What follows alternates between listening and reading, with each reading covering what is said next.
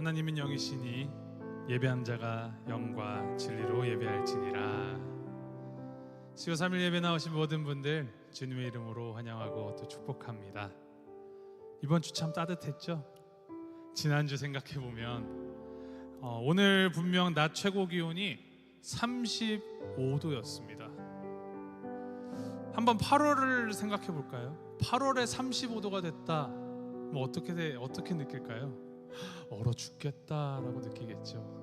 그런데 저희가 지난 한 주 거의 한 자릿수 때 온도를 지내다가 35도가 되니까 어휴 왜 이렇게 따뜻해 하면서 우리 외투도 안 입고 나오는 사람들도 있더라고요. 이렇게 우리가 살아가는데 어디다 기준을 두고 사느냐가 참 중요합니다. 여러분들은 여러분의 삶의 기준을 어디에 두고 살고 계십니까? 우리의 기준은 하나님에게, 성경에 두고 살아야 하는 것입니다. 그 가치를, 그 기준을 우리 주님께로 다시 한번 고정하고 주님 중심으로 살겠습니다 하고 나아가는 이 시간이 바로 한 주의 중심, 이 수요 3일 예배입니다. 그것을 기억하시면서 주님께서 부어주시는 그 은혜, 주님의 그 살아계심이 우리 가운데 온전히 기준되게 하시옵소서. 그 기준으로 나의 삐뚤어진 클리크를 조정하고 주님께로 더 나아가는 이 시간 되게 주님 인도하여 주시옵소서 라는 마음으로 주님께 예배하는 우리 모두가 되기를 소망합니다. 함께 기도하며 나아가겠습니다. 우리 기도하실 때 하나님, 살아가면서 내가 알게 모르게 삐뚤어졌던 나의 방향성이 주님 안에 재정렬되게 원합니다. 주님께로만 향하기를 원합니다. 우리가 혹여 빗나가게 하더라도 주님께서는 그 모든 것을 모두어서 주님께로 부르시는 분이심을 우리가 믿고 나아가오니 함께하여 주시고 불러주시고 이 자리 가운데 주님의 부르심에 온전히 순종으로 나아가는 예배의 시간 될 수 있도록 주님 인도하여 주시옵소서. 우리 주님 앞에 각자의 마음을 올려드리시면서 기도하며 나아가겠습니다. 함께 기도하시겠습니다.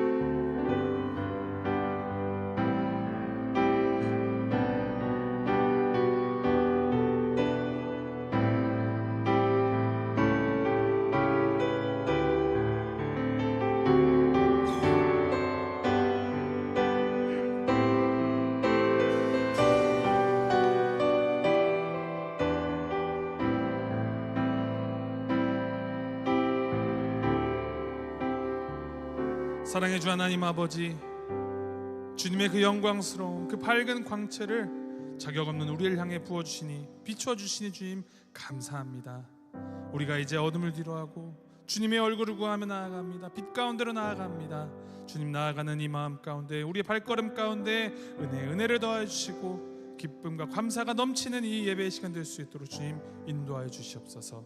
감사드리며 우리 예배의 주제 되신 우리 주 예수 그리스도의 이름으로 기도합니다. 아멘. 우리 함께 내 영혼의 빛비치니 주님 앞에 기쁘게 찬양하며 나아갑니다.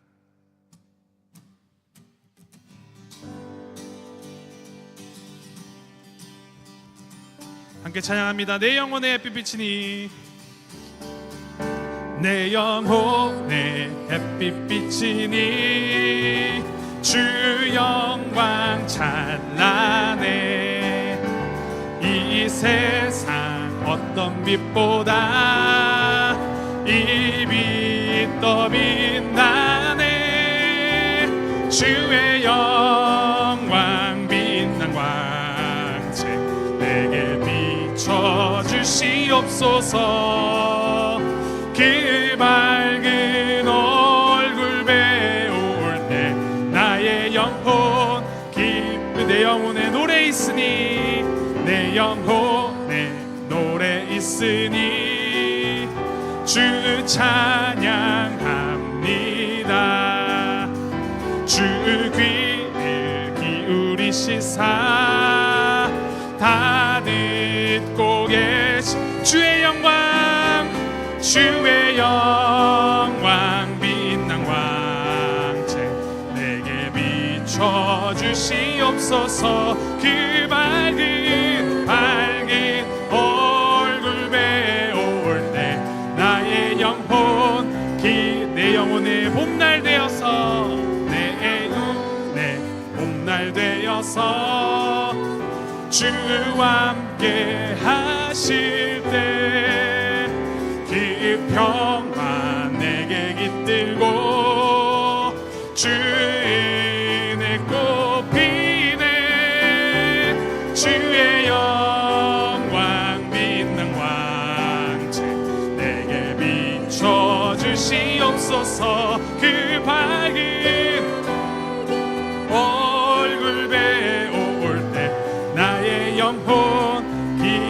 영혼에 희락이 있고 내 영혼에 희락이 있고 큰 소망 넘치네. 주 예수 복을 주시고 또 내려주시네. 주의 영광 빛난 왕채 내게 비춰주시옵소서.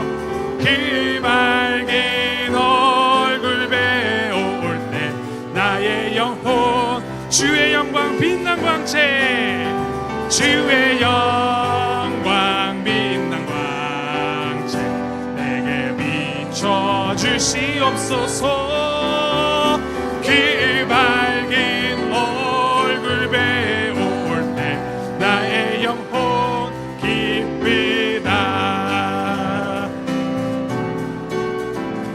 우리 이어서 찬양합니다. 내가 매일 기쁘게 순례의 길 행함은 주의 팔이 나를 안보함이요. 내가 주의 큰 복을 받는 참된 비결은 주의 영이 함께함이. 성령이 계시네. 성령이 계시네. 할렐루야 함께 하시네. 좁은 길을 걸으며 밤낮 기뻐하는 것 주의 영이 함께. 전에 죄에 빠져서 평안함이 없을 때 예수 십자가의 공로 힘입어 그 발 아래 엎드려 잠든 평화 얻. 우리 3절로 찬양해볼까요? 나와 동행하시고 모든 염려하시니 나는 숲의 새와 같이 기쁘다. 내가 기쁜 마음으로 주의 뜻을 행하면 주의 영이 함께하. 성령이 계시네. 성령이 계시네. 할렐루야 함께 하시네. 좁은 길을 걸으며 밤낮 기뻐하는 것 주의 영이 함께하. 세상 모든 욕망과 나의 모든 정욕은 십자가에 이미 못을 박았네. 어두운 밤이 지나고 무거운 짐 벗으니 주의 영이 함께하. 함께 선포합시다. 성령이 계시네. 계시네. 할렐루야 함께 하시네. 좁은 길을 걸으며 밤낮 기뻐하는 것 주의 영이. 다시 한번 성령이 계시네. 성령이 계시네. 할렐루야 함께 하시네. 좁은 길을 걸으며 밤낮 기뻐하는 것 주의 영이 함께하. 좁은 길을 걸으며 밤낮 기뻐하는 것 주의 영이 함께함이라. 성령이 계시네. 성령이 계시네.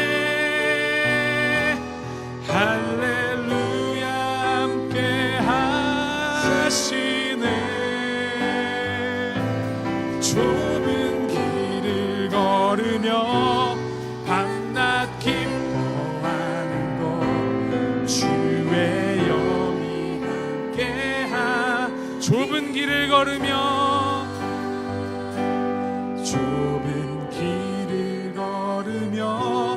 밤낮 기뻐하는 것 주의 영이 함께함이.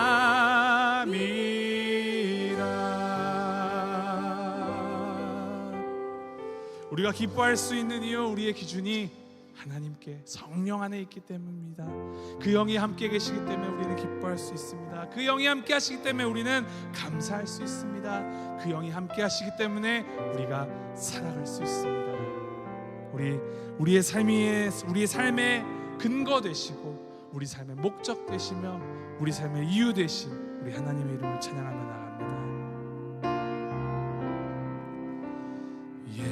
예수는 내 힘이요 나의 기쁨 내 참 소망 그 이름의 생명이 내 삶의 다시 한번 찬양합니다. 예수는 내 힘이요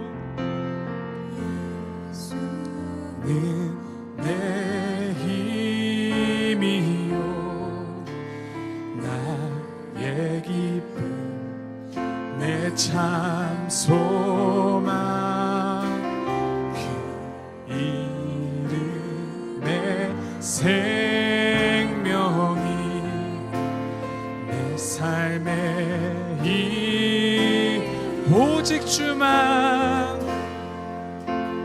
오직 주만 따라갑니다. 오직 주만 높이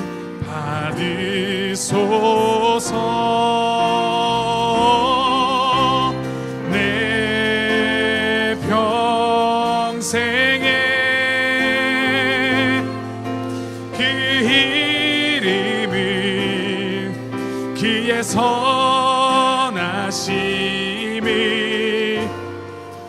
세상에 노래합니다. 그 이름에 그 신능력 영원한 생명이 내 삶의 이유라. 내가 사나 죽으나 내가 사나 죽으나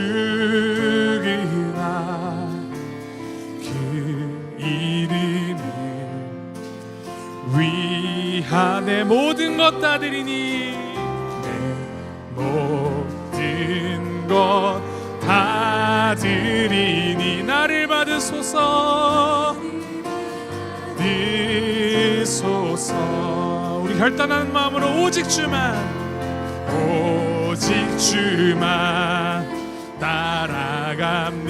따라갑니다. 오직 주만 높임 받으소서. 내 평생에 그 이름은 그의 선하심이 세상에 노래합니다.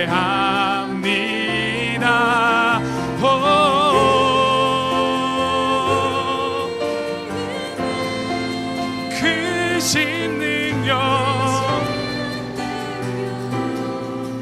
영원한 생명이 내 삶에 내 평생에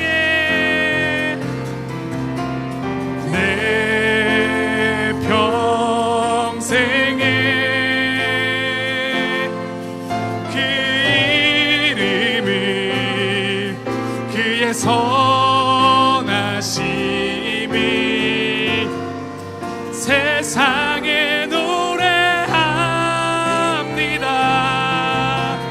그 이름에 그 신능력 영원한 생명이 내 삶. 우리 한번 손을 들고 함께 고백합니다. 내 평생에 내 평생에 평생에 그 이름을 그의 선하심을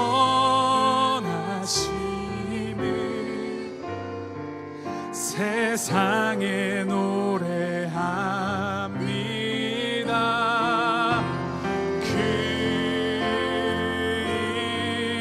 이름에 크신 능력 영원한 생명이 내 삶의 이유라. 우리 지금 함께 기도하며 나아갑니다. 내 평생에 주님의 그 이름을, 주님의 그 선하심을 세상에 노래하며 살겠습니다. 어떻게 노래하는지, 그거보다 내가 무엇을 노래하는지 확실하게 알고 주님의 그 이름을, 주님의 선하심을 선포하며 살아가는 이 삶 되게 주님 인도하시옵소서. 그 노래를 통하여서 주님의 하나님 나라가 확장되게 하시고 그 복음이, 그 능력이 더욱더 이 세상 가운데 만연할 수 있도록, 드러날 수 있도록 주님 인도하시고 역사해 주옵소서. 그 복음의 능력을 더 알게 되는, 더 경험하는 이 말씀의 시간 되게 하시고 이 시간 주님의 은혜로 충만하여지는 시간 되게 하시옵소서. 우리 주님 앞에 각자 입술을 기도하며 나아갑니다. 함께 기도하시겠습니다.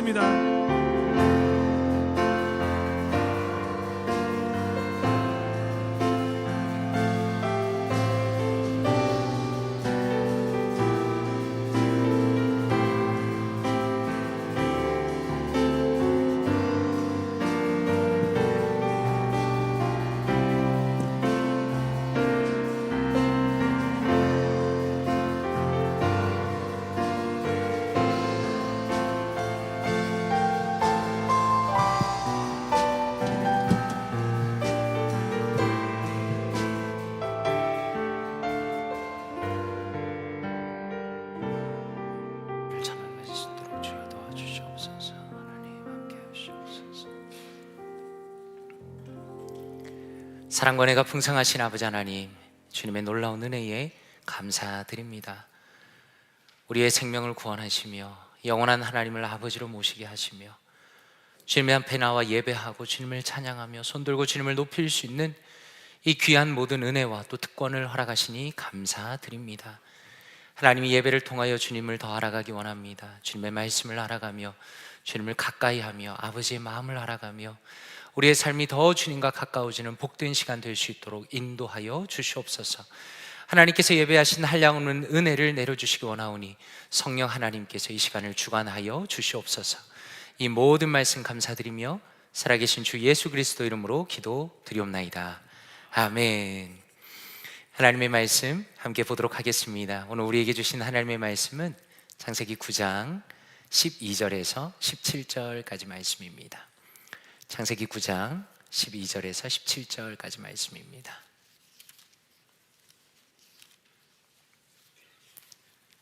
창세기 9장 12절에서 17절까지입니다.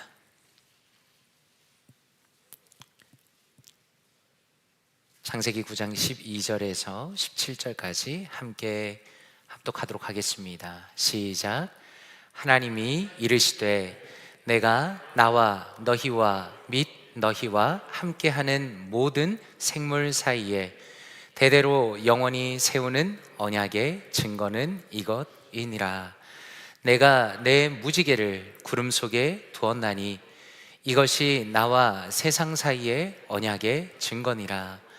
내가 구름으로 땅을 덮을 때에 무지개가 구름 속에 나타나면 내가 나와 너희와 및 육체를 가진 모든 생물 사이에 내 언약을 기억하리니 다시는 물이 모든 육체를 멸하는 홍수가 되지 아니할지라. 무지개가 구름 사이에 있으리니 내가 보고 나 하나님과 모든 육체를 가진 땅의 모든 생물 사이에 영원한 언약을 기억하리라. 하나님이 노아에게 또 이르시되 내가 나와 땅에 있는 모든 생물 사이에 세운 언약의 증거가 이것이라 하셨더라. 아멘. 구약으로 예수님을 만나다 네 번째 시간, 믿음의 사람 노아라는 제목으로 하나님의 말씀 전하도록 하겠습니다. 혹시 성도님들께서는 성경을 읽으시면서 어떤 생각이 드시는지 모르겠습니다. 저는 오래전에 성경을 읽을 때 갑자기 이런 생각이 들었습니다. 인간의 인생이란 참 짧은 것이구나 라는 생각이 들었습니다. 특히 창세기를 읽을 때 그런 생각이 많이 듭니다.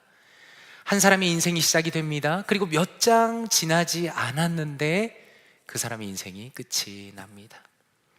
한 사람의 인생 전체를 놓고 보면 정말 긴 시간이라 부를 수 있겠지만, 또 한편으로 보면 하나님 앞에서 믿음으로 살았던 그 순간순간의 짧은 시간들이 압축적으로 성경의 기록이 되어 있습니다.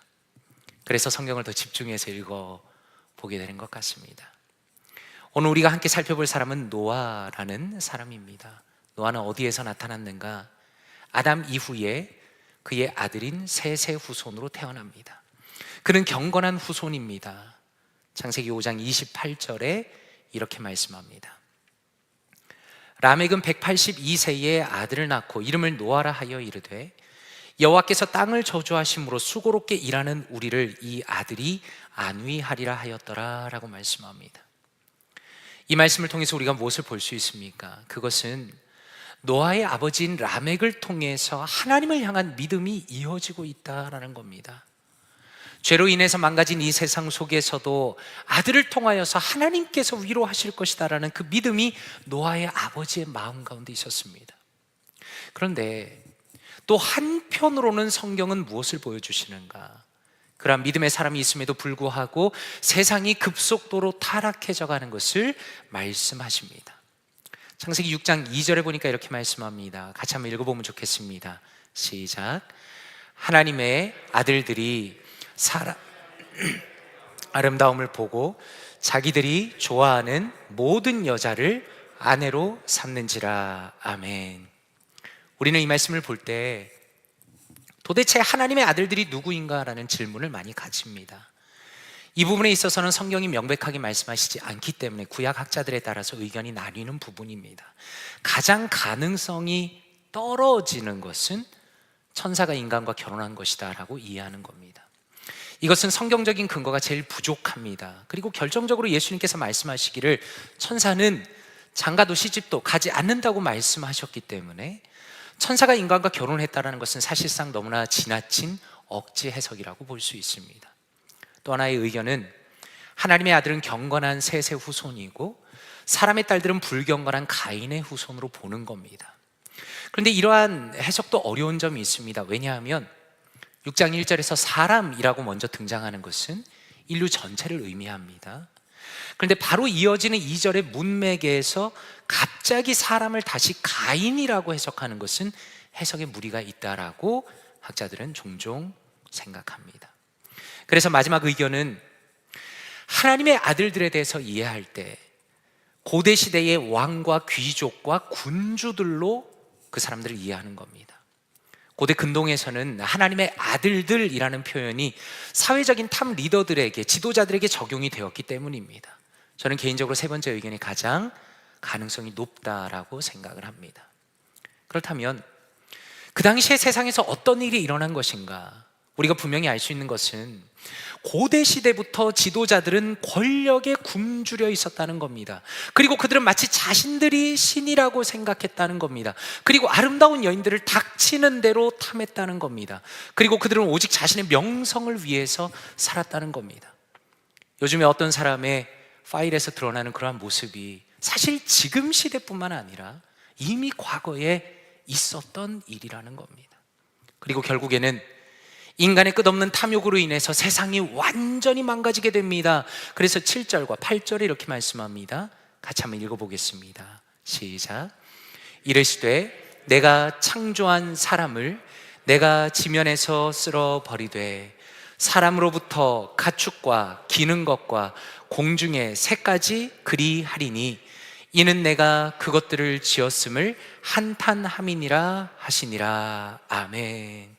이 말씀 속에는 참으로 하나님의 깊은 슬픔과 아픔이 들어 있습니다. 사람의 죄악이 세상에 가득하게 되었습니다. 인간이 마음으로 생각하는 모든 것이 악으로 넘칩니다. 하나님께서는 하나님의 공의에 따라 세상의 모든 것을 쓸어버리기로 결심하십니다. 그런데 우리는 이러한 엄청난 심판의 소식 앞에서 무엇을 발견하는가? 노아가 등장합니다. 성경은 노아에 대해서 이렇게 말씀합니다. 8절과 9절에 이렇게 말씀합니다. 같이 한번 읽어보겠습니다. 시작. 그러나 노아는 여호와께 은혜를 입었더라. 이것이 노아의 족본이라. 노아는 의인이요 당대의 완전한 자라. 그는 하나님과 동행하였으며. 아멘. 여기서 우리가 주목할 것은 노아라는 사람은 당대에 있어서, 그 시대에 있어서 가장 의로운 사람이었습니다. 그리고 하나님과 동행하는 사람이었습니다. 그런데 그럼에도 불구하고 본질적으로 하나님의 은혜를 입은 사람이었다라는 겁니다. 다시 말해서 하나님의 그 끝도 없는 거룩하심의 기준으로 보자면 당연히 노아도 타락한 인간에 불과합니다. 그런데 하나님께서 노아를 긍휼히 여기셨기 때문에 하나님의 구원의 역사가 이어진다는 것을 볼 수가 있는 겁니다. 그리고 하나님께서 노아에게 무엇이라 말씀하는가? 창세기 6장 13절과 14절입니다. 하나님이 노아에게 이르시되 모든 혈육 있는 자의 포악함이 땅에 가득함으로 그 끝날이 내 앞에 이르렀으니 내가 그들을 땅과 함께 멸하리라. 너는 고페르나무로 너를 위하여 방주를 만들되 그 안에 칸들을 막고 역청을 그 안에 칠하라 라고 말씀합니다. 하나님께서 노아에게 말씀하시기를 하나님의 심판이 눈앞에 있기 때문에 너를 위해서 방주를 만들어라 라고 말씀합니다. 그런데 아무렇게나 만드는 것이 아니라 하나님께서 방주의 사이즈와 실제 설계도를 주십니다. 그리고 동물들을 쌍으로 그 안에 같이 놓도록 배려하십니다. 그리고 22절에 이렇게 말씀합니다. 같이 한번 읽어보겠습니다. 시작. 노아가 그와 같이 하여 하나님이 자기에게 명하신 대로 다 준행하였더라. 아멘.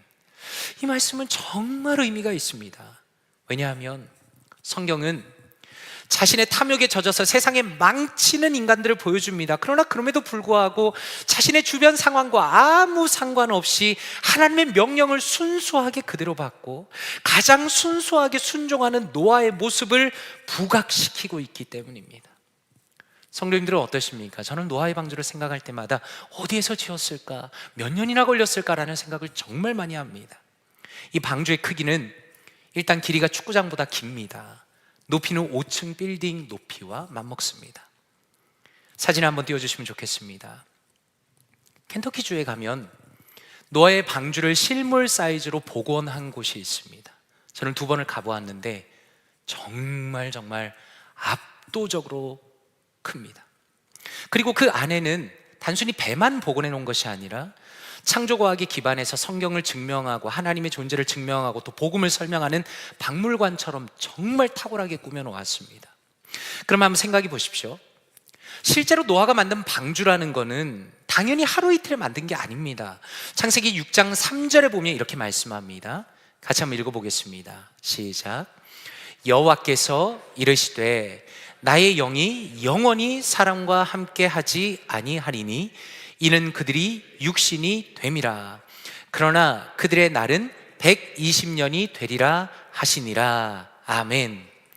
이 말씀을 이해할 수 있는 방식이 2가지가 있습니다. 하나는 실제로 인간의 수명이 급격하게 줄어든다는 의미를 담고 있는 말씀으로 이해할 수도 있고, 혹은 이제 곧 홍수가 나기 때문에 홍수가 나기 전까지 인간에게 남은 시간이 120년이다라는 의미로도 이해할 수 있습니다. 이것을 홍수까지의 기간으로 이해한다면 노아의 입장에서 한번 생각해 보십시오. 히브리서 11장 7절에 이렇게 말씀합니다. 이 말씀 같이 한번 읽어보겠습니다. 시작. 믿음으로 노아는 아직 보이지 않는 일에 경고하심을 받아 경외함으로 방주를 준비하여 그 집을 구원하였으니 이로 말미암아 세상을 정죄하고 믿음을 따르는 의의 상속자가 되었느니라. 아멘. 성경은 노아가 믿음의 사람이다 라고 말씀합니다.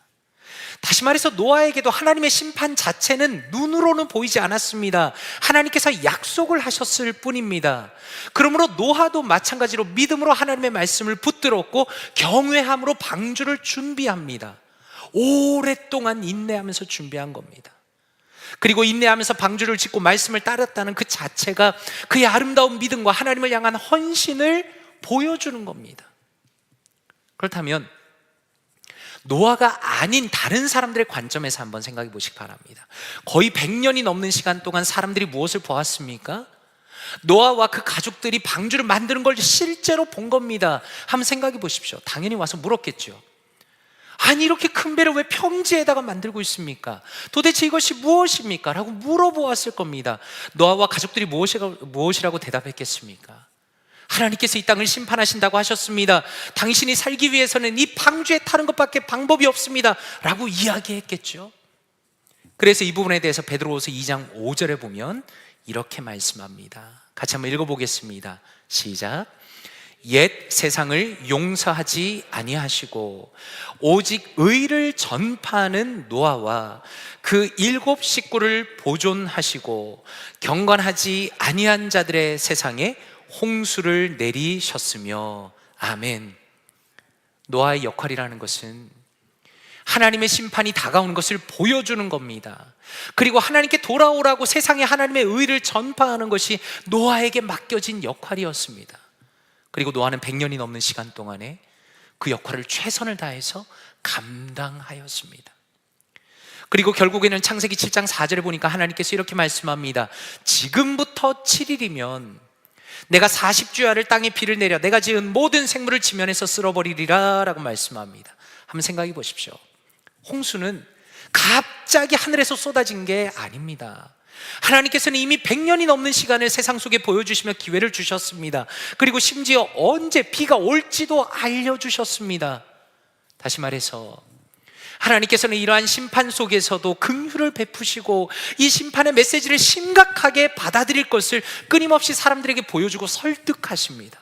그런데 정말 충격적인 것은 예수님께서 노아의 시대에 대해서 이렇게 말씀하십니다. 마태복음 24장 38절과 39절 같이 한번 읽어보겠습니다. 시작. 홍수전에 노아가 방주에 들어가던 날까지 사람들이 먹고 마시고 장가들고 시집가고 있으면서 홍수가 나서 그들을 다 멸하기까지 깨닫지 못하였으니 인자의 임함도 이와 같으리라. 아멘. 아마 성도님들께서도 성경을 읽으면서 특별히 마음에 와닿는 성경 구절이 있으실 겁니다. 저는 이 마태복음 24장 38절과 39절을 읽을 때마다 제 자신을 돌아보게 되고 읽을 때마다 소름이 돋습니다. 지금 예수님께서 노아의 시대를 어떻게 말씀합니까? 하나님께서는 그렇게 오랫동안 노아를 통해서 심판의 징조를 미리 보여주셨습니다. 그런데 노아와 동시대를 살아가는 사람들의 유일한 관심이 무엇이었는가? 먹고 마시고 장가들고 시집가는 것이 인생의 전부였다는 겁니다. 다시 말해서 그들의 모든 관심은 자신들의 육체적인 쾌락, 이 세상, 나의 만족, 나의 욕심, 거기에만 집중이 되어 있었다는 겁니다. 그래서 심지어는 그들이 다 망하게 되었는데 왜 망하는지도 알지 못하는 너무나 어리석고 너무나 안타까운 모습이었다는 것을 예수 그리스도께서 섬뜩하게 보여주십니다. 그리고 결국에는 하나님의 심판이 시작됩니다. 약속하신 날이 되었습니다. 창세기 7장 16절에 이렇게 말씀합니다. 들어간 것들은 모든 것의 암수라 하나님이 그에게 명하신 대로 들어가매 여호와께서 그를 들여보내고 문을 닫으시느니라 라고 말씀합니다. 심판의 때가 임했습니다. 노아가 문을 닫은 게 아닙니다. 하나님께서 방주의 문을 친히 닫으셨습니다. 그 누구도 하나님의 심판을 막을 수가 없습니다. 비가 하늘에서 멈추지 않았습니다. 성경은 말씀하시기를 비만 쏟아진 것이 아니라 땅의 큰 기품의 샘들이 다 터졌다라고 말씀합니다. 그리고 무려 40일 동안 비가 땅에 쏟아집니다. 결국에는 땅 위에서 가장 높은 산도 물에 잠기게 됩니다. 생명을 가진 모든 것들이 다 죽었습니다. 물은 무려 150일 동안 땅이 넘칩니다. 그리고 창세기 8장 1절에 이렇게 말씀합니다. 같이 한번 읽어볼까요? 시작. 하나님이 노아와 그와 함께 방주에 있는 모든 들짐승과 가축을 기억하사 하나님이 바람을 땅 위에 불게 하심에 물이 줄어들었고. 아멘. 성경은 무엇이라 말씀하는가? 하나님께서는 노아와 그 안에 있는 모든 짐승들을 기억하셨다라고 말씀합니다. 여기서 우리가 주목할 것은 성경을 통틀어서 기억하다라는 히브리어 자카르라는 단어가 우리가 읽은 이 창세기 8장 1절에 처음 등장합니다. 하나님께서 노아를 기억하신다는 것이 성경의 기억하다의 첫 등장입니다. 한번 생각해 보십시오. 성경을 계산해 보면 노아가 방주 안에서 1년 10일을 머물렀습니다. 열흘도 아니고 한 달도 아니고 1년 10일을 머물렀습니다. 한번 생각해 보십시오. 노아와 그의 가족들의 마음이 사실 얼마나 불안했겠습니까? 당연히 믿음으로 들어갔지만 물이 언제 빠질지 가늠이 안 됩니다. 도대체 이 물이 언제까지 차 있는 것인가? 정말 우리는 여기서 벗어날 수 있는 것인가? 아마 온갖 생각이 그들의 마음을 사로잡았을 겁니다. 그런데 하나님께서는 그들을 잊지 않으셨습니다. 하나님께서는 그들을 기억하고 계셨고 그들을 위하여서 생명의 길을 열어주십니다. 하나님께서 물을 줄이셨고 땅이 드러납니다. 방주 밖으로 나옵니다. 그리고 8장 20절에서 22절까지 이렇게 말씀합니다. 같이 한번 읽어볼까요? 시작. 노아가 여호와께 제단을 쌓고 모든 정결한 짐승과 모든 정결한 새 중에서 제물을 취하여 번제로 제단에 드렸더니 여호와께서 그 향기를 받으시고 그 중심에 이르시되 내가 다시는 사람으로 말미암아 땅을 저주하지 아니하리니 이는 사람의 마음이 계획하는 바가 어려서부터 악함이라. 내가 전에 행한 것 같이 모든 생물을 다시 멸하지 아니하리니 땅이 있을 동안에는 심음과 거둠과 추위와 더위와 여름과 겨울과 낮과 밤이 쉬지 아니하리라. 아멘. 참 놀라운 것은 노아가 방주에서 나오자마자 한 것이 제단을 쌓고 하나님께 제사를 드렸다라는 겁니다. 창세기에서 처음으로 제단이라는 말과 번제라는 말이 여기에서 나옵니다. 이것은 의도적으로 어떤 장면을 떠오르게 하는 겁니다. 양의 첫 새끼와 가장 좋은 부분으로 하나님께 제사를 드렸던 그 아벨의 제사 이후에 처음으로 하나님 앞에 제사를 드리는 너무나 중요한 장면이 등장합니다. 이것이 무슨 의미입니까? 경건한 하나님의 사람들에게 있어서는 하나님을 향한 예배가 그들의 인생에 가장 중요했다는 겁니다. 다시 말해서 자신들의 생명을 구원하신 분은 하나님이십니다. 하나님의 은혜로 제가 이 자리에 있다는 것을 고백하는 너무나 아름다운 장면이 이 노아의 제사의 장면입니다. 그리고 이것은 너무나 선명한 대조를 보여주죠. 노아의 홍수 이전에는 어떻습니까? 하나님께는 아무런 관심도 없습니다. 그저 자신의 탐욕을 따라서 부와 명성과 쾌락만을 미친 사람처럼 쫓아다니던 세속적인 사람들이 가득합니다. 그러나 이제는 하나님의 은혜와 주권을 인정하는 노아가 있습니다. 하나님 앞에 진실하게 예배를 드리는 경건한 사람들의 대표적인 너무나 중요한 모습을 보여주는 겁니다. 그리고 이어서 하나님께서 무엇을 약속하시는가? 9장 11절에서 13절입니다. 내가 너희와 언약을 세우리니 다시는 모든 생물을 홍수로 멸하지 아니할 것이라. 땅을 멸할 홍수가 다시 있지 아니하리라.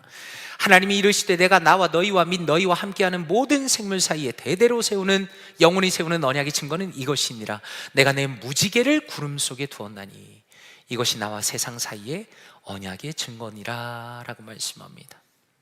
이 말씀은 하나님께서 노아와 그 가족들에게 무지개를 보여주시면서 하시는 말씀입니다. 하나님께서 무지개를 걸고 약속하시는 것은 하나님의 긍휼입니다. 한번 생각해 보십시오. 아담 이후로 사람의 마음은 죄로 망가졌습니다. 그 영혼이 근본이 망가진 겁니다. 다시 말해서 인간은 언제든지 하나님을 배신하고 다시 타락할 수 있다라는 겁니다. 그럼에도 불구하고 하나님께서는 더 이상 이러한 큰 홍수와 같은 극단적인 심판을 하지 않겠다고 약속하십니다. 하나님께서 땅을 지켜주시겠다고 말씀하는 겁니다. 그래서 우리가 이 창세기의 말씀을 통해서 알 수 있는 것은 무엇입니까? 우리가 사람들의 입에서 종종 이러한 이야기를 듣습니다. 말세입니다. 세상이 망해야 되는 것 같습니다. 어떻게 이럴 수 있습니까? 라는 이야기를 듣습니다. 하나님 보시기에도 당연히 그렇겠죠. 그러나 세상이 점점 악해져 가고 영적으로 타락한다 하더라도 하나님께서는 여전히 인내하고 계신 겁니다. 그것은 어떤 사람들이 주장하는 것처럼 기술이 발전해서 도덕도 발전하고 인간이 더 훌륭한 존재가 되어서 그런 것이 아니라, 하나님께서는 여전히 하늘의 무지개를 띄우시면서 자신의 약속을 기억하시고 지키시고 이 약속 때문에 내가 인내해야겠다고 스스로 기억하시기 때문에 이 세상이 보존되고 있다는 것을 우리가 깨달아야 한다라는 겁니다. 그런데 9장으로 넘어가면 우리가 언뜻 이해하기 어려운 말씀이 등장합니다. 20절 말씀입니다. 같이 한번 읽어보겠습니다. 시작. 노아가 농사를 시작하여 포도주를 심었더니 포도주를 마시고 취하여 그 장막 안에서 벌거벗은지라 라고 말씀합니다. 한번 생각해 보십시오. 이것은 지금까지 보여주었던 노아의 모습과는 전혀 다른 것처럼 보입니다. 그는 하나님과 동행한 사람이었습니다. 경건한 사람이었습니다.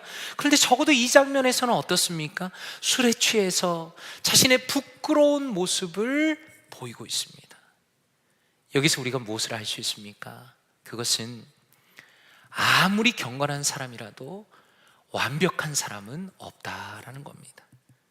하나님께서는 성경을 통해서 노아의 부끄러운 모습을 우리에게 그대로 보여주십니다.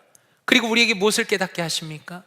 하나님의 은혜가 없다면, 하나님의 긍휼이 없다면 인간이 감히 살아갈 수 없다라는 것을 보여주시면서 우리 모두에게 영적으로 깨어 있을 것을 경고하시는 겁니다. 우리가 크리스천으로 살아가면 우리가 잘 알고 있던 크리스천 리더들이 넘어지는 모습을 참 많이 봅니다. 너무나 마음 아픕니다. 어떻게 저럴 수가 있는가라는 생각이 참 많이 듭니다. 그런데 또 한편으로는 이것이 인간의 현실이라는 것을 보게 됩니다. 가장 탁월하다고 말할 수 있는 사람이라 할지라도, 어쩌면 이 시대에 가장 경건하다고 말할 수 있는 사람이라 할지라도 얼마든지 넘어질 수 있다는 것을 우리에게 보여주시면서, 우리도 선줄로 생각하는 자가 있다면 넘어질까 조심해야 한다는 것을, 어쩌면 우리가 영적으로 깨어 있어서 하나님을 뵙는 바로 그날까지 하나님 앞에 신실하게 살아가야 한다는 것을 하나님의 말씀이 우리에게 보여주시는 겁니다. 그런데 성경은 여기서 그치지 않고 노아의 아들들의 상반된 모습을 보여줍니다. 9장 22절과 23절 말씀입니다. 같이 한번 읽어보겠습니다. 시작. 가나안의 아버지 함이 그의 아버지의 하체를 보고 밖으로 나가서 그의 두 형제에게 알림해 셈과 야벳이 옷을 가져다가 자기들의 어깨에 메고 뒷걸음쳐 들어가서 그들의 아버지의 하체를 덮었으며 그들이 얼굴을 돌이키고 그들의 아버지의 하체를 보지 아니하였더라. 아멘. 여기에서 노아의 수치스러운 모습을 보여주신 다음에 노아의 자녀들이 그것을 어떻게 대했는가를 구체적으로 말씀합니다. 노아의 막내 아들인 함은 어떻게 행동했는가? 아버지의 벌거벗은 모습을 뚫어지게 쳐다보면서 아버지를 욕되게 합니다. 그리고 더 나아가서 아버지의 수치를 다른 형제들에게 적나라하게 알립니다. 그래서 자신의 죄를 더 심각하게 만듭니다. 아버지를 더욱 수치스럽게 만듭니다. 그렇다면 노아의 다른 두 아들인 셈과 야벳은 어떤가? 그들은 아버지의 수치를 보지 않았습니다. 그들은 일부러 뒷걸음질 칩니다. 그리고 아버지의 장막으로 들어와서 옷으로 아버지를 덮었습니다. 그의 수치를 오히려 가려줍니다. 한번 생각해 보십시오. 이것은 상당히 의도적인 구조입니다. 이것은 마치 하나님께서 타락한 아담과 하와에게 찾아오셔서 가죽옷을 친히 만들어 입히시고 그들의 수치를 덮어주신 것과 매우 유사하게 연결이 된다라는 겁니다. 그리고 이 사건 이후에 노아는 함의 아들인 가나안을 저주합니다. 이렇게 말합니다. 가나안은 저주를 받아 형제들의 종이 되기를 원한다라고 말합니다. 그리고 이어서 26절과 27절에 이렇게 말씀합니다. 같이 한번 읽어보겠습니다. 시작. 또 이르되 셈의 하나님 여호와를 찬송하리로다. 가나안은 셈의 종이 되고 하나님이 야벳을 창대하게 하사 셈의 장막에 거하게 하시고 가나안은 그의 종이 되게 하시기를 원하노라 하였더라. 아멘. 우리가 성경 전체를 볼 때 주목할 것은 바로 이 말씀에 근거해서 나중에 이스라엘의 역사가 흘러간다라는 겁니다. 우리가 구약에서 흔히 이야기하는 가나안 땅의 족속, 가나안 족속들, 예를 들어서 블레셋 족속, 이런 사람들은 아브라함의 수치를 드러낸 함의 아들 가나안의 후손입니다. 그래서 이 사람들이 성경에서 계속 등장하면서 하나님을 떠나서 우상을 숭배하는 악한 사람들로 묘사가 됩니다. 그 반면에 하나님께서는 아버지의 수치를 덮은 셈의 후손인 아브라함을 통해서 이스라엘 민족을 만드십니다. 그리고 이후에 그들을 통해서 가나안 땅을 정복하게 하시는 겁니다. 그리고 그러한 경건한 아브라함의 후손으로 예수 그리스도를 이 땅까지 보내주시는 겁니다. 그래서 성경이 보여주는 것은 단순히 어떤 스토리만 보여주는 것이 아니라 이미 창세기부터 영적인 흐름이 있다는 걸 보여주는 겁니다. 하나님을 소중히 여기고 하나님께 예배하고 다른 사람의 수치를 가려주고 하나님을 경건하게 섬기는 아름다운 믿음의 사람들이 있는 겁니다. 그리고 그렇지 못하고 다른 사람의 수치를 드러내고 하나님을 대적하며 우상을 숭배하는 그러한 사람들이 존재하는 겁니다. 그러한 영적인 경쟁이 있는데 우리의 예수 그리스도는 셈의 후손으로, 아브라함의 후손으로 이 땅에 오셨다는 것이 사실 창세기부터 연결이 되는 겁니다. 그렇다면 오늘 말씀을 예수 그리스도와 어떻게 연결할 수 있을까요? 켄터키에 있는 노아의 방주의 모형이 아니라 실제 그 방주 사이즈 안에 들어가 보면 거대한 방주의 문을 만들어 놓았습니다. 하나님께서 닫으셨다는 그 문을 실제로 재현을 해 놓은 거죠. 그런데 그 문 위에다가 요한복음 10장 9절을 의도적으로 써 놓았습니다. 같이 한번 읽어보면 좋겠습니다. 시작. 내가 문이니 누구든지 나로 말미암아 들어가면 구원을 받고 또는 들어가며 나오며 꼴을 얻으리라. 아멘. 평소에는 이 말씀을 그렇게 심각하게 보지 못했는데 노아의 방주 안에 들어가서 그렇게 거대한 노아의 그 방주의 문을 보면서 이 예수 그리스도의 말씀을 거기다가 매치시켜 놓은 걸 보니까 정말 가슴이 벅차다고 느꼈습니다. 하나님의 구속의 역사의 그 신비를 다시 한번 느낄 수 있었기 때문입니다. 분명한 것은 노아의 방주는 예수 그리스도를 미리 보여주는 것입니다. 무슨 의미입니까? 마치 과거에 노아의 방주를 통해서만 구원을 주신 것처럼 이제는 성육신하신 예수 그리스도를 통해서 우리에게 구원을 주신다라는 겁니다. 타락한 세상은 마지막 심판의 때를 기다리고 있습니다. 그러나 그럼에도 불구하고 예수 그리스도를 우리의 유일한 구원자로 주셨습니다. 하나님께 나아가는 유일한 문으로 우리에게 주셨다는 겁니다. 그리고 그것을 보여주시기 위해서 하나님의 교회를 이 땅에 세우셨습니다. 그러므로 우리의 역할은 무엇입니까? 마치 노아가 그러했던 것처럼 예수 그리스도께서 우리의 유일한 구원이라고 말하는 것입니다. 상대방이 들을 수도 있습니다. 안 들을 수도 있습니다. 노아가 100년 넘게 그것을 외쳤지만 사실 구원받은 사람이 노아의 가족밖에 없었던 것처럼 어쩌면 우리의 현실도 우리가 예수 그리스도에 대해서 얘기할 때, 복음에 대해서 얘기할 때, 구원을 받아야 된다고 얘기할 때 무시를 받을 수도 있겠습니다. 그러나 중요한 것은 우리가 노아가 그러했던 것처럼 하나님의 복음을 세상 가운데 여전히 이야기하는 것이고, 그리고 우리가 각자 개인적으로 그리고 공동체가 마지막 때를 준비하는 것이 중요한 것입니다. 노아는 하나님의 심판의 때를 믿음으로 바라보고 경건하게 방주를 만들었습니다. 바로 그러한 것처럼 우리가 예수 그리스도를 믿어야 하는 것은, 그리고 매번 예배 때마다 하나님의 은혜를 기억해야 하는 것은 하나님의 은혜를 통해서 우리가 여기 있다는 것을 알기 때문이고, 그리고 그것이 바로 우리가 이 세상 속에서 살아가는 그 존재의 목적이기 때문입니다. 우리는 하나님 앞에 진실하게 예배할 때마다 하나님의 은혜를 새롭게 깨달아야 합니다. 에베소서 2장 3절과 5절까지 이렇게 말씀합니다. 같이 한번 읽어보면 좋겠습니다. 시작. 전에는 우리도 다 그 가운데서 우리 육체의 욕심을 따라 지내며 육체와 마음이 원하는 것을 하여 다른 이들과 같이 본질상 진노의 자녀이었더니 긍휼이 풍성하신 하나님이 우리를 사랑하신 그 큰 사랑을 인하여 허물로 죽은 우리를 그리스도와 함께 살리셨고 너희는 은혜로 구원을 받은 것이라. 아멘. 에베소서 2장 3절에서 5절까지 말씀은 우리의 구원의 그 핵심을 너무나 아름답게 요약하고 있습니다. 우리가 누군가 대화해 보면 가끔씩 이렇게 말씀하는 분들이 있습니다. 허물로 죽을 뻔했던 우리를 하나님께서 살리셨습니다 라고 이야기하는 경우도 있습니다.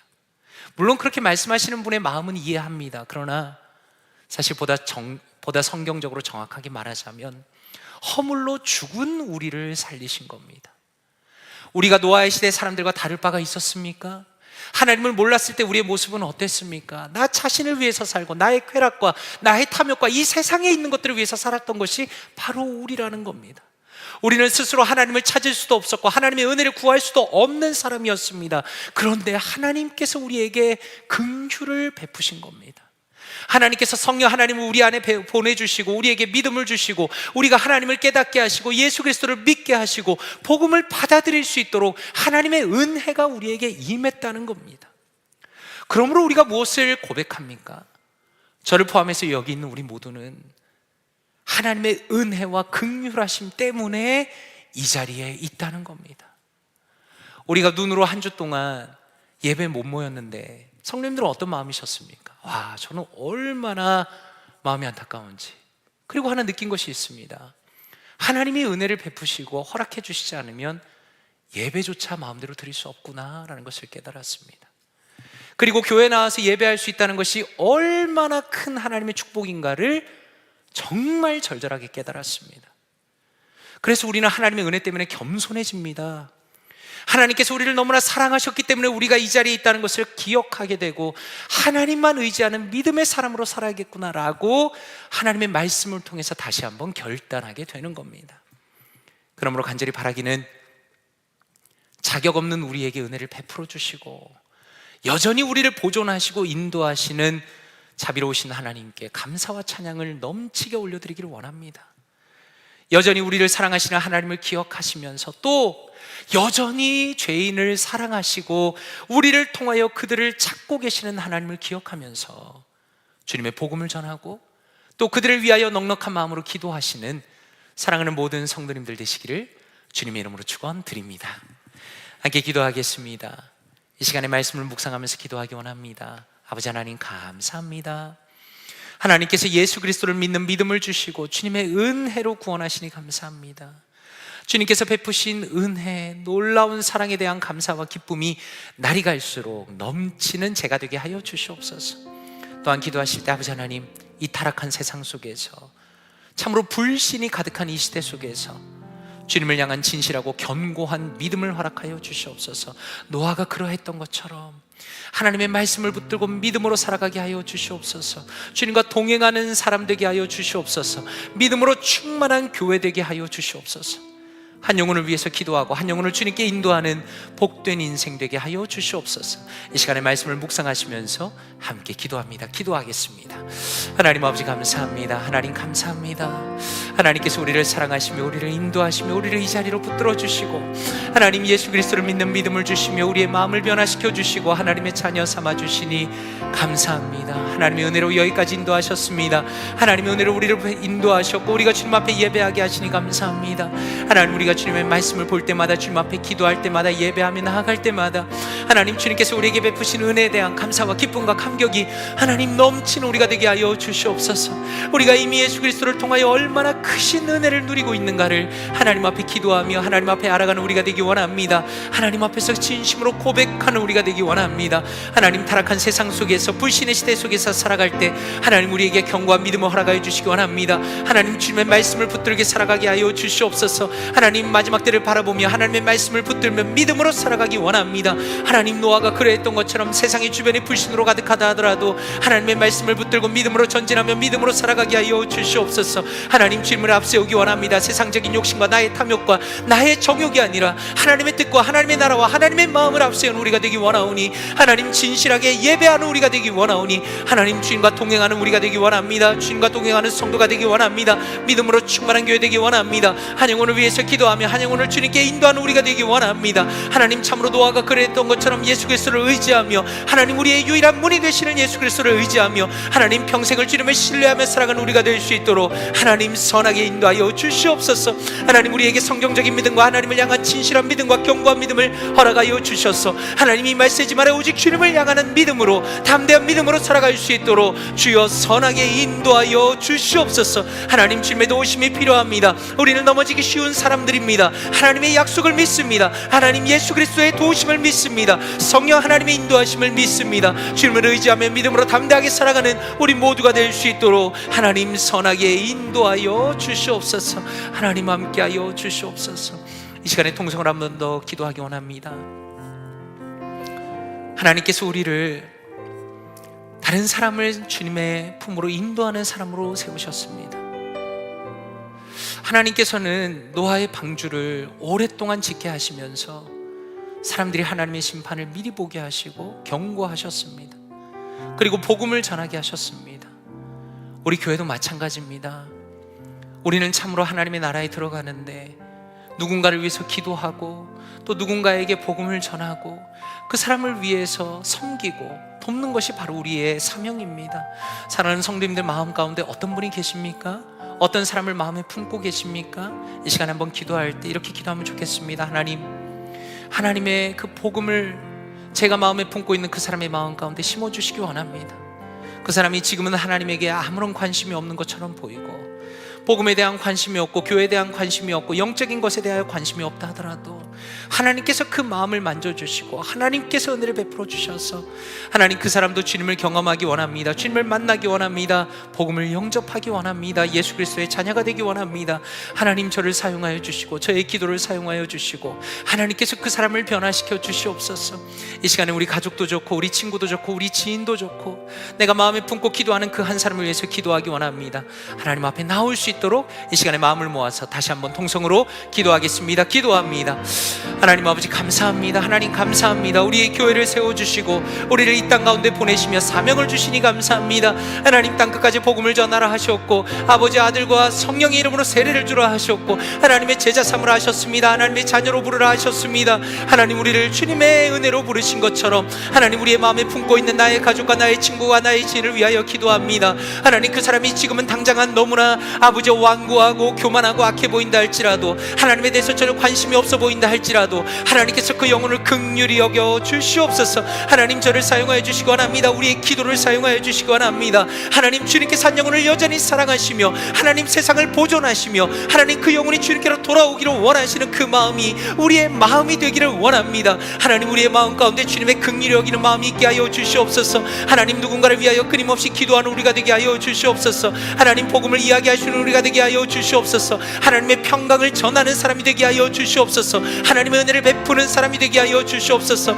하나님, 우리가 함께 위하여 기도할 때마다 하나님 또한 귀한 열매를 주시기 원합니다. 하나님, 우리를 주님의 마음으로 기도합니다. 주님의 뜻 가운데 기도합니다. 한 영혼을 긍휼히 여기시는, 한 영혼을 천하보다 귀히 여기시는 하나님의 마음을 가지고 기도합니다. 하나님, 우리의 기도를 선하게 사용하여 주시옵소서. 하나님의 아름다운 뜻 가운데 이루어 주시옵소서. 하나님의 뜻 가운데 열매를 허락하여 주시옵소서. 하나님, 우리 각자를 사용하여 주시며 우리 교회를 사용하여 주시며 하나님, 주님을 떠나 있던 수많은 영혼들이 하나님, 우리 기도를 통하여 우리의 전도를 통하여 우리의 복음을 통하여 하나님 주님의 품으로 돌아오는 역사를 허락하여 주시옵소서. 하나님, 우리가 예배를 드릴 때마다 우리의 마음이 새로워지기 원합니다. 한 영혼을 불쌍히 여기고 긍휼히 여기는 마음이 있기 원합니다. 하나님, 그 예수 그리스도의 마음이 우리의 마음이 되기 원합니다. 하나님, 역사하여 주시옵소서. 은혜를 더하여 주시옵소서. 오직 주님을 사모하며 주님을 바라보며 하나님이 주님의 마음으로 교회를 섬기며 세상을 섬기는 우리가 되기 원하오니 하나님, 우리의 손을 사용하여 주시고 우리의 물질을 사용하여 주시고 우리의 시간을 사용하여 주시고 우리의 아버지 모든 것을 하나님의 뜻 가운데 사용하여 주시옵소서.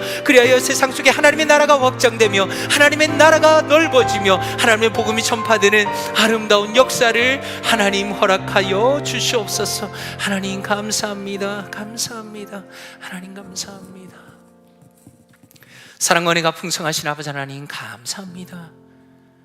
하나님의 구원을 입은 자, 예수 그리스도 안에 있는 자로서 하나님의 부르심을 받아 하나님 앞에 예배할 수 있는 이 놀라운 은혜와 특권을 허락하시니 감사드립니다. 하나님의 진리의 말씀을 듣고 하나님을 향한 믿음이 새로워지게 하시고 우리의 마음을 돌아보며 다시 한번 믿음으로 살도록 결단하게 하시니 감사합니다.